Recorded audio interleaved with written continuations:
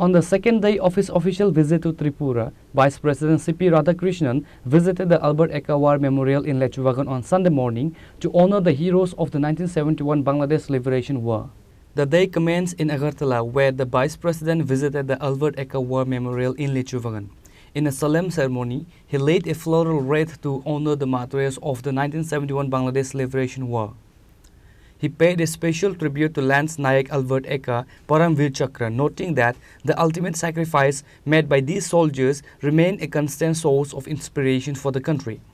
Their courage serves as a powerful reminder of the high cost of our freedom, he remarked during the event.